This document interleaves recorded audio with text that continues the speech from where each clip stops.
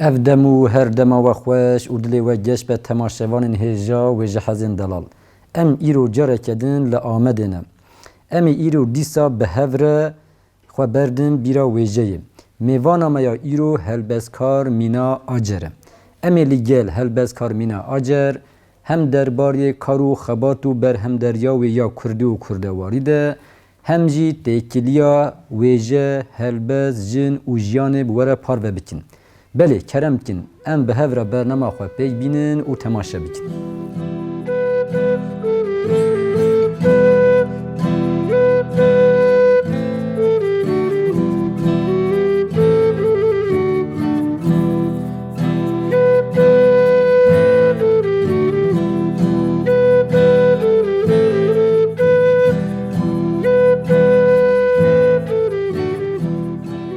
Wê rojê kirasê reşgirêdanê li bejname hatibû alandin. Di navbera çar welatan de bêrî, balahî û neçarî ji hev dûr diketin dest, lê dil dikizirîn. Bila mala dihaqan li kefeleyên xwe rastnê.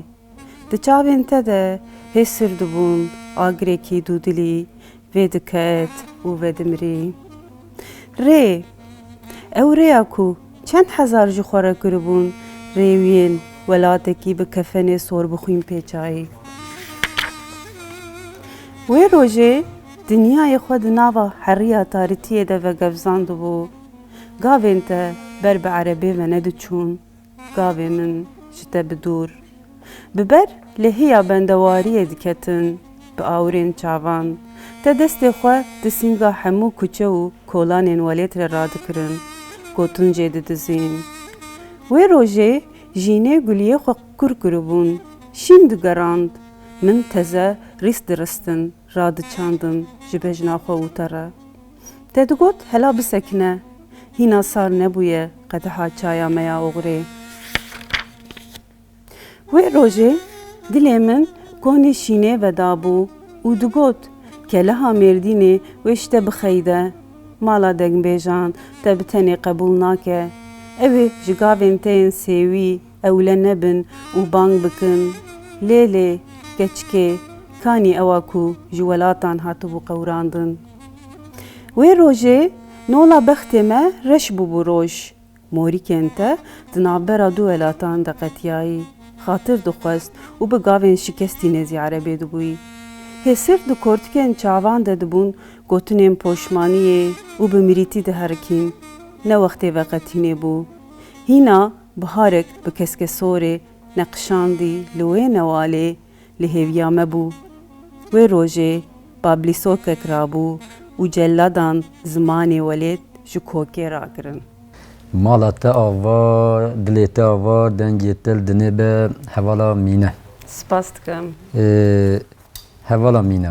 Em ê îro bi hev re hem derbarê kar û xebatên te yên Kurdî, kurdewarî û wêjeyî de hem jî têkiliya di navbera wêje, jin, helbez, civak û jiyanê de xwe berdin bîra wêjê û fikr û hestên xwe bi temaşevanên xwe re parve bikin.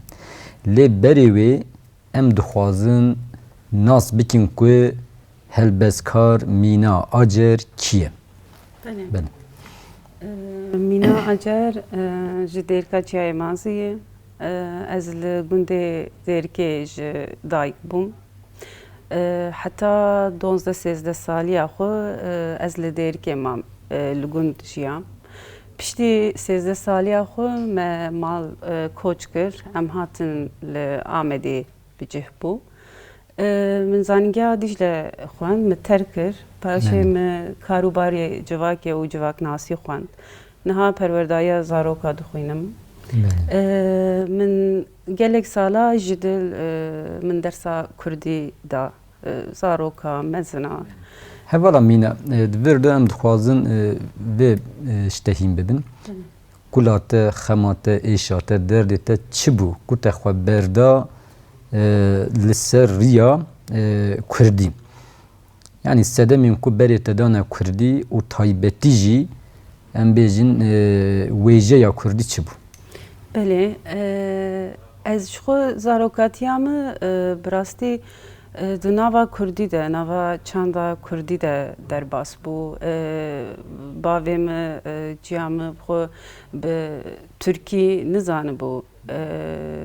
Gelek kalkê me, pîrkê me, ez bi çîrokê wan mezin bûm. Bavê min gelek ji dengbêja hez dikir.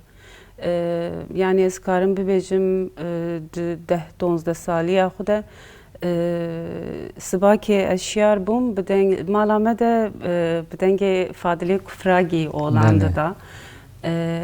Wê çaxê gelek ez binê bandorê de mabûm û yani çîroka jinekê wî yani Fadil Korê Fadilê Kufragî wî ew gotinana wî çêkiribû û bi giştik ji ber kiribû û ew çîroka bi ve digot bi dengê xwe sewt û ez gelek bin bandorê de ma ez rûniştim yani bi wî temenê biçûk min ji bavê xwe pirsî ya min got bavo ev çi dibêje yani çi ye ev yani stram bêje yani ez dengbêj nizanim çi ye cara ewlî naz dikim çi dibêje yani çîrokê dibêje çi yani bavê min got dengbêje û niha jî çîroka hevjina xwe dibêj yani çîrokek ser wê nivîsandî çîrokek êş bi elem ez gelek binê bandorê de mabûm yani her wiha Mahmûdê Hesê yani tim ne qasetê wan û ew bi xwe dostê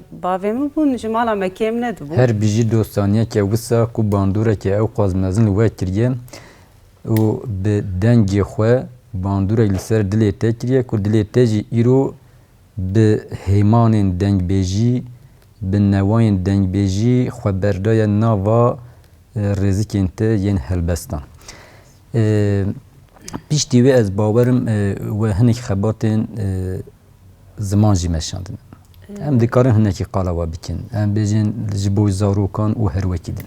Belê mamoste piştî ku em mala me hat Amedê bi rastî jî yani derdora xwe dinerî dibistan Türkî bû zanîngeh Türkî bû yani çima em bi zimanê xwe em nikan tiştekî bike yani çima em bi zimanê xwe nikan perwerde bibe çima yani ez heta li gund bûm bi rastî nizanibû yani edebiyata Kurdî heye wêjeya Kurdî heye tê nivîsandin erê rast min xewnê xwe bi Kurdî didît em bi Kurdî de axivî ez maleke kurdewar de mezin bûm lê min nizanibû hestê xwe ya jî çîrokê xwe ya jî êşê xwe ez ê Kurdî yani zimanekî wek Kurdî heye û wêjeya Kurdî heye em kanin xwe îfade bike bi rastî jî piştî ku ez hatim Amedê ez hîn bûm yani me çend hebûje karê Kurd nas kir min xwest ez ji bo zimên tiştekî bikim tiştekî ji destê me bê yani min hinekî xulê kir bela arast belayekê xweş bû mala te ava ev belaya te ava wisa bêjin xwazî hemû bela wisa bin yani milê kolîn dikir ez çûm Kurdî der hebû me pirsî çûm wê derên perwerde dî piştî wê dersa zimên da bi rastî yani ew qas aleqa tune bû yani ew qas alaqim ez çûm yani gundê derdora Amedê jî dersa zimên daye lê piştî wê de dî wijdanê Kurdî derhat girtin ez demekî me derê de jî rêveberiyê de ma me der jî komela lêkolîn û vekolîna zimanên Mezopotamya lê taybetî zimanê Kurdî belê rast mamoste niha yani dersê zimên nadim yani wekî din çand û hunere raqet xebatê zimên têra we têra te nekir te gu eva dilê me ranagire aha ji ber wê çendê jî ez bawerim dilê te xwersingê te da û di encamê da te berhemeke helbestan saz kir û navê wê jî kulîlkên mala miryan kî ne ev kulîlka kê ye kulîlkên kê ne li ku derê şîn dibin mala kê ye û mirî kî ne û kulîlkên mala miryan çi ve dibêje em karin hinekî qalavejî bikin. Belê mamoste. Kulîlkê mala miriya ji xwe ê ku kitêb xwendibe dizanin mala miriya yek, mala miriya du heb helbesteyê. Belê. Ez li wê derê qala ji xwe her du helbesta navê kitêbê jî diyar kiriye. Li wê derê ez behsa malekê dikim, behsa wê mala miriyan tiştê ku çi tiştê ruh tê de bi miriye. Kulîlk miriye, alav miriye, insanê tê de miriye, ew mal miriye û wêran bûye yani. Yani dixana wê ser dinyê ketiye û tu pişta xwe didê, tu her tiştî dikujî û tu dimeşe. Wêya jî wek ez karim bibêjim wek êşa jinê. Yani min xwestiye êşa xwe, êşa ciya xwe, êşa jinê derdora xwe, êşa jinê hemû dinyayê bînim ziman û di nava helbestê xwe de cî bikim. Min xwestiye ez wê bînim ziman. Mala te ve wê demê em dikarin bêjin kulîlka mala miriyan serhildanek, raperînek û rabûnek û di heman demê de vejîneke jinê û hemû miriyane li dijî kujeran. Ne wisa? Mala te ava. Wê demê em jî kulîlkên mala miriyan helbesteke dinya ku dilê me vedijîne temaşevanên xwe re parve bikin. Keremke. Helbesta pelek çilo. Pelek çilo me ez li cihê ku hûn tê re derbas dibin. Di van şevên kefen spî de hîka wê ye bê li dilê min dikin û diherin. Pelek çilo me ez di gunehên te de belengazeke bi tovê zarokên xwe jardadayî di ber wî deriyî di ser şingîniya qedehên we re difûre. Pelek çilo me ez li ser birîna xwe kitanên spî sor dike. Xwîna bêzimaniyê digerîne bi xwe re. Pelek çilo me ez ne zêr ne zîv. Ne di pozê xwe de xizêm ne jî berfa we ya sora kûçikan. Mala te ava, dilê te ava, dengê te û pelên te li dinê bin. Gelek spas mamoste.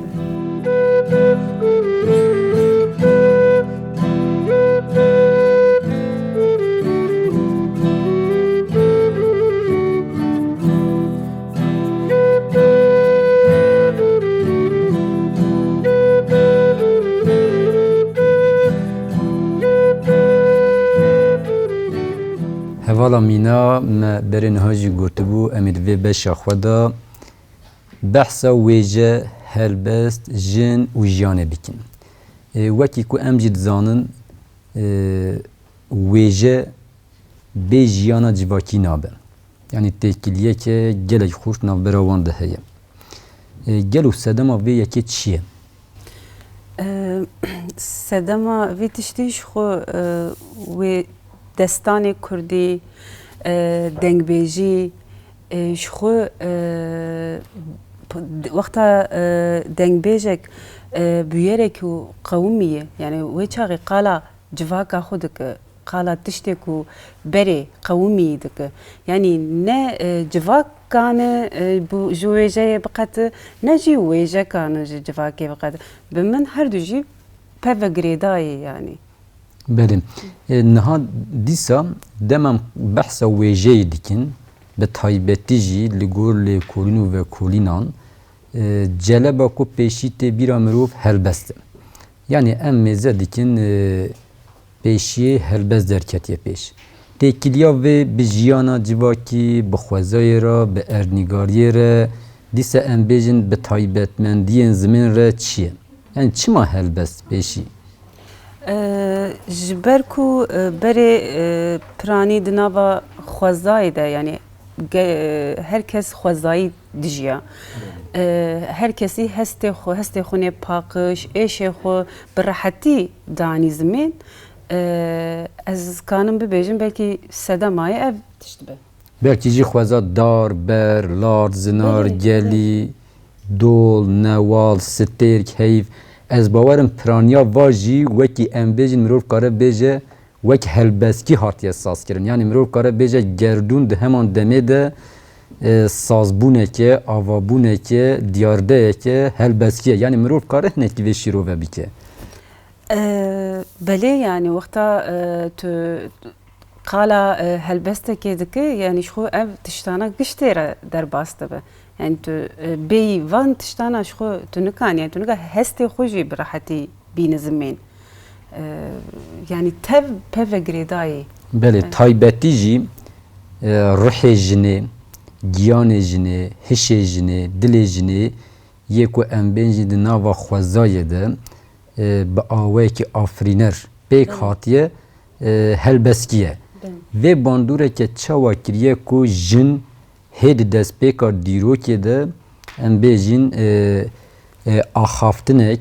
زمانک هلبسکی ساز بکه جن و خوزا گلکی دشبه هبدو و جن براستیجی یعنی رحمه وان پر حساسیته وان پر رحم يعني هر تشتي بالرحمة دست بيدك يعني بشوقات نازي كليلك كيجدب نازي دارك كيجدب نازي خوزاي جدب يعني تشتكو آوايكو أو لأم ببيجي لآسيمان دنر لمروفكي دنر لزاروكي دنر يعني بتشعبكي دني او جعب ديريه دك هستك دني نيزيكي وان تشتانا دب بلكي سدما في تشتيجي بوان تشتانا وغريداي او جي بخوره دجنه ده روحكي هلبسكيتينا و ام بيجين خود تايسينا سر زمان ويجي سر وغوتنا ويجي و با اوه كي ام بيجين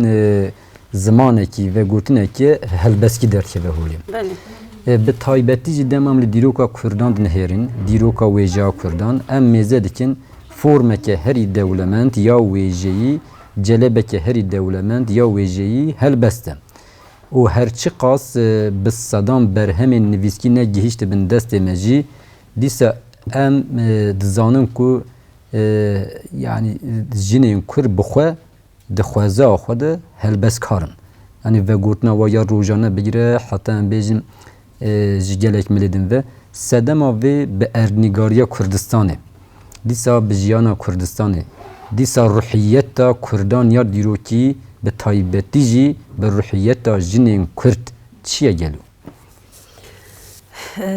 روحيتا جنين كرد شو جنين كرد قالك ايش دي قالك ظلم دي براستيجي شو چاندا كردا زماني كردا يعني قالك برفره اسكارم ببيجم مثلا بريكو جن دنگبيج تدي كلاما ودبيجن يعني بري جنا جبركو هنا نا آزاد بون دنگيوان تم دیواره ده پش دیواره ده دما پش دریا ده دما وان گوتنانا جناد نویسان جناد belki dınava mala xuda dugotin ber zlami xud gotin ber lawi xud gotin ber bavi xud gotin le wan duçu le civata dugot wan duçu dera dugotin yani jin şu afirinleri jini Kurd yani eskarım veya beli yani em dikarin bêjin di destpêka civakbûyîna mirovayî heta niha taybetî li Kurdistanê jin di nava xwezayê de bûye têkiliya wê bi axîr hebûye têkiliya wê em bêjin dîsa rast terast bi rêvebirina civakê re hebûye û ev xweşikbûna jinê jî yanî çawa tayîsiye civakê bi wî awayî em bêjin tayîsiye helbesta wê jî ne tenê êş û kul û elem بەختەواریên xwe jî şanaziyên xwe jî kêfxweşiyên xwe jî bi awayekî herî bedevkar herî xweşik û delal bi rêya helbestê jî aniye ziman dema dîsa em dixwazin vê jî hinekî sohbet bikin wek me berê niha got yanî li gor lêkolînên li ber destê me esas bingiha xwe da helbest jî çavkaniya xwe ji jinê digire lê piştî demekî em bêjin pergala destlatdar یا میرانه او قارجی دست سر کریه و لگور خواه ام بیجن تشک و دروه که نودای هلبسته جی یعنی بیوی اوی هینه کی جره درخستیه گلو ام دکارم بیجن ناوبرا تشه و شواز و زمان و گورتون هوناندن راچاندن و رستنا هلبسته یا جنه و یا میری سردست فرق و جداهیه که چاوه هیه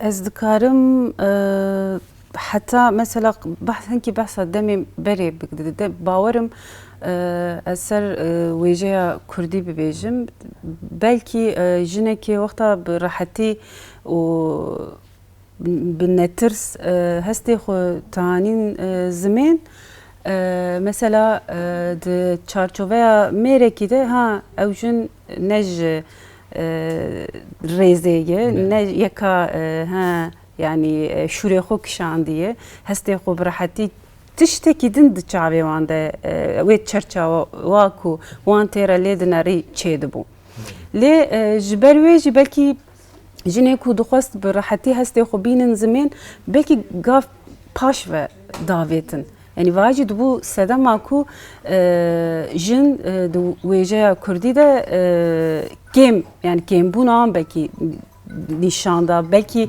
gelek tirsiyan u ne nivîsandin belki gelek adiz bûn ne nivîsandin yani çend hebê ez naz dikim jî heye yani ez karim bibêjim li ber çavê civaka bavik salan e lê niha gora ku demên berê ez qala dema niha bikim gelek jin bi rahetî hestê xutînin ziman û natirsin û nafikirin ew ê di çarçoveya mêrekî de çawa bêdîtin. Belê bêguman bandora têkoşîna azadiya Kurdistanê ya va 5 salan çawa li ser gelek qadên jiyan û civakê çêbûye li ser qada wêjê jî bandoreke mezin kiriye.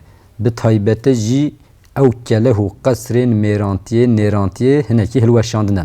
Ji ber vê çendê qadeke gelek mezin ji jinêra jî vebûye taybetî jî ev yek bi encama têkoşîna jinê ya azadîxwaz pêk hatiye.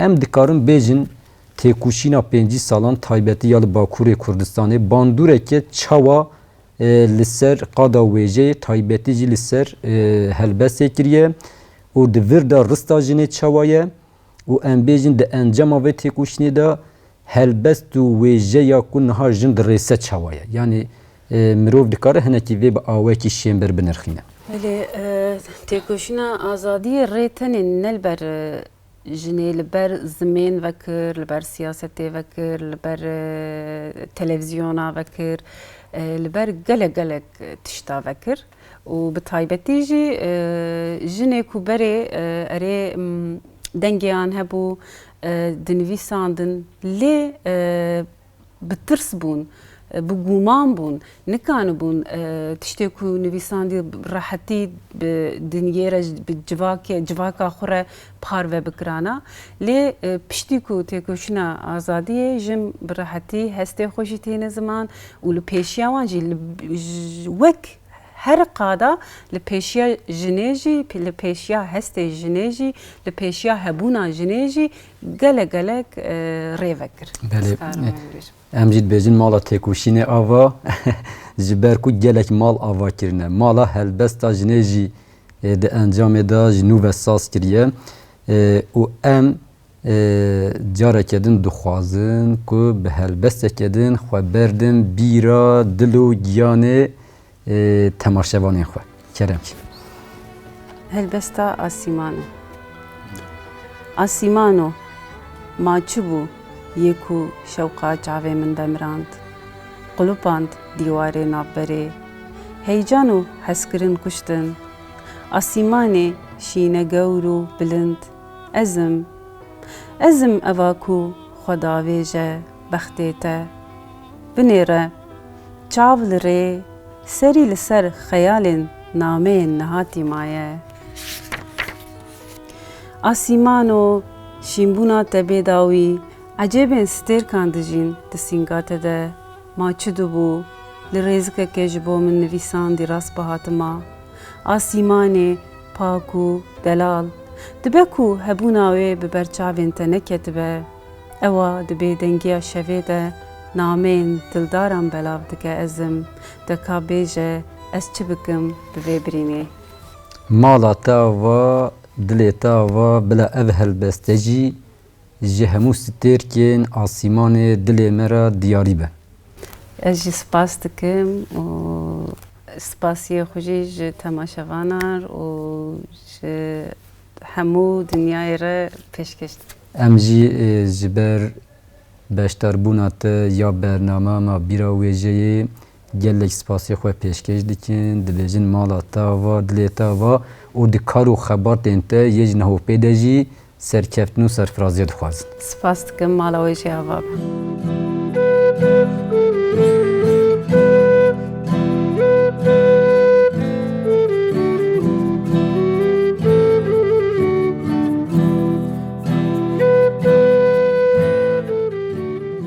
بله تماشاوان هجا و جهازن دلال ام ایرو جاره کدن به برنامه خویا بیرا ویجه به هفره بون ام دی سال آمده بون و ملگل هلبز کار مینا آجر هم دربار کارو خبارتن ویین ویجه و کردواری ده هم جی دربار ویجه هلبز جن و جیان به هفره خوا بردا بیرا ویجه مجاره کدن دید که ویجه به هلبز به جیان جیان به جن نابن بله حتی برنامه کدن ام دبیجن بمینن دناوا خیر و خوشه دا و بطاما هلبسکی بیجن و وکه که هر جار ام دبیجن به بیر نمینن به ویجه نمینن به بیرا ویجه نمینن